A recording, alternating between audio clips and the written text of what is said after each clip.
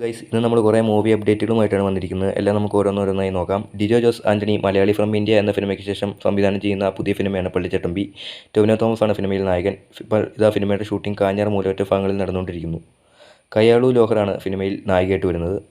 കൂമൻ എന്ന സിനിമയ്ക്ക് ശേഷം ജിത്തു ജോസഫും ആസിഫ് അലിയും വീണ്ടും ഒന്നിക്കുന്ന ത്രില്ലർ സിനിമയാണ് മിറേജ്. സിനിമയുടെ ഫസ്റ്റ് ലുക്ക് ഇപ്പോൾ വന്നിട്ടുണ്ട്. കൂമൻ പോലെ തന്നെ മിറേജും ഒരു മിസ്റ്ററി ത്രില്ലർ സിനിമയാണെന്ന് നമുക്ക് പ്രതീക്ഷിക്കാം. ലാലേട്ടൻ്റെ തുടരുമെന്ന സിനിമയ്ക്ക് ശേഷം സത്യന്തിക്കാട് സംവിധാനം ചെയ്യുന്ന പുതിയ സിനിമയാണ് ഹൃദയപൂർവ്വം. സിനിമ ഈ വർഷം ഓണത്തിനെത്തിക്കാനാണ് പ്ലാൻ. ഇപ്പോൾ ഇതാ സിനിമയുടെ OTT റൈറ്റ്സും സാറ്റലൈറ്റ് അവകാശവും ഒരു വൻ തുകയ്ക്ക് തന്നെ ഡിസ്നി പ്ലസ് ഹോട്ട്സ്റ്റാർ മേടിച്ചു എന്നാണ് നമുക്കറിയാൻ കഴിയുന്നത്. എന്തായാലും നമുക്ക് കാത്തിരിക്കാം. വീരധീര സൂരൻ, ചിറ്റ എന്നീ സിനിമകൾക്ക് ശേഷം അരുൺകുമാർ കമലഹാസനുമായി കൈകോർക്കുന്നു എന്നതാണ് പുതിയ അപ്ഡേറ്റ്. കമലഹാസൻ തന്നെയാണ് സിനിമ നിർമ്മിക്കുന്നത്. എന്തായാലും നമുക്ക് കാത്തിരിക്കാം. ലോകേഷ് കനകരാജ് സംവിധാനം ചെയ്യുന്ന രജനീകാന്ത് നായകനായ കൂലി സിനിമയുടെ ഫസ്റ്റ് സിംഗിൾ നാളെ വരികയാണ്.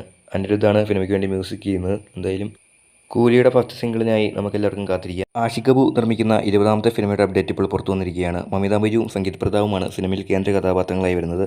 കഴിഞ്ഞ ദിവസം മമിത ബൈജുവിൻ്റെ ബർത്ത്ഡേയോടനുബന്ധിച്ചാണ് സിനിമയുടെ അപ്ഡേറ്റ് പുറത്തുവിട്ടിരിക്കുന്നത്. അടുത്തത് ദൃശ്യം 3യുമായി ബന്ധപ്പെട്ട ഒരു ന്യൂസാണ്. ഹിന്ദിയിലാണ് ആദ്യം ദൃശ്യം 3 ഇറക്കുന്നതെന്നൊക്കെ പറഞ്ഞ് ഒരുപാട് ന്യൂസുകളും വിവാദങ്ങളും എല്ലാം ഉണ്ടായിരുന്നു. എന്നാൽ അതിനെല്ലാം മറികടന്നുകൊണ്ട് മോഹൻലാലും ജിത്തു ജോസഫും ആശീർവാദ് സിനിമാസിൻ്റെ സോഷ്യൽ മീഡിയയിലൂടെ ദൃശ്യം 3യുടെ ഒഫീഷ്യലായിട്ടുള്ള പ്രഖ്യാപനം കഴിഞ്ഞ ദിവസം നടത്തിയിരുന്നു. എന്നാൽ ഇപ്പോൾ വരുന്ന അപ്ഡേറ്റ് അനുസരിച്ച് ഹിന്ദിയിലും ജിത്തു ജോസഫിൻ്റെ സ്ക്രിപ്റ്റിൽ തന്നെയാണ് സിനിമ സംവിധാനം ചെയ്യുന്നത് എന്നാണ് ജിത്തു ജോസഫ് ഈയിടെ നൽകിയൊരു ഇൻ്റർവ്യൂവിൽ പറഞ്ഞിരിക്കുന്നത്. അതോടൊപ്പം ഹിന്ദി, തെലുങ്ക്, മലയാളം എന്നീ 3 സിനിമകളും ഒരു ദിവസം തന്നെ റിലീസ് ചെയ്യാനാണ് പ്ലാൻ. അത് നമ്മുടെ മലയാള സിനിമയെ എങ്ങനെ ബാധിക്കുമെന്ന് നമുക്കറിയില്ല.